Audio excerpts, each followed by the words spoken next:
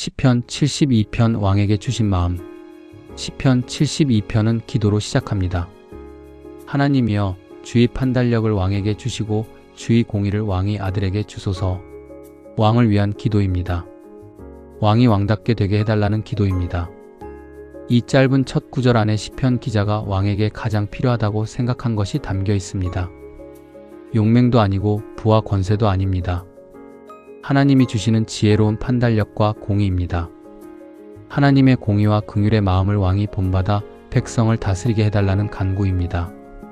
왕이 혼자 힘으로 다스릴 수 있다고 생각했다면 이런 기도는 나오지 않았을 것입니다.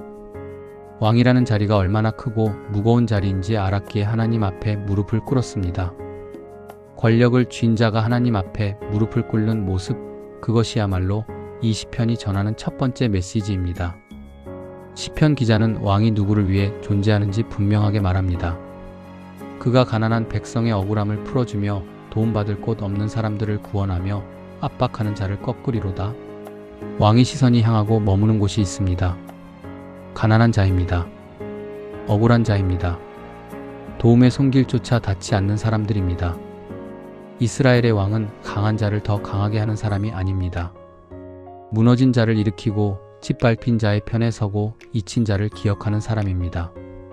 왕의 권력이 아래를 향할 때 비로소 그 권력은 하나님이 기뻐하시는 권력이 됩니다. 이 말씀은 고대 이스라엘의 왕에게만 해당하는 이야기가 아닙니다. 교회의 목사도, 기관의 대표도, 나라의 지도자도 이 말씀 앞에 서야 합니다. 지도자의 자리는 군림하는 자리가 아니라 섬기는 자리입니다. 시편 기자는 그것을 기도로 고백했습니다. 그것을 기도로 구했다는 것은 약한 자의 편에 서는 마음이 인간 안에서 저절로 자라나지 않는다는 사실을 알았기 때문입니다. 시편 72편은 왕의 통치가 자연과 어떻게 연결되는지도 노래합니다.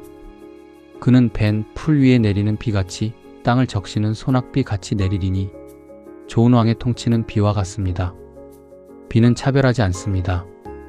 밭에도 내리고 들에도 내립니다. 힘 있는 자의 땅에도 가난한 자의 땅에도 똑같이 내립니다. 왕의 통치가 그래야 한다고 시편 기자는 노래했습니다. 특정한 사람에게만 유리한 통치가 아니라 모든 백성에게 골고루 미치는 통치, 생명을 살리는 통치입니다. 비가 땅을 적셔 열매를 맺게 하듯 왕의 통치가 백성의 삶을 풍요롭게 해야 한다고 기도합니다. 사실 이 시편은 인간 왕만으로는 완전히 이루어질 수 없는 꿈처럼 보이기도 합니다. 가난한 자를 끝까지 품고 공의를 흔들림 없이 세우며 온 땅에 평화를 가져오는 왕. 이 시편은 결국 완전한 왕을 기다리게 만듭니다. 우리는 이 시편을 읽으며 하나님 나라의 왕 되신 예수 그리스도를 주목하게 됩니다.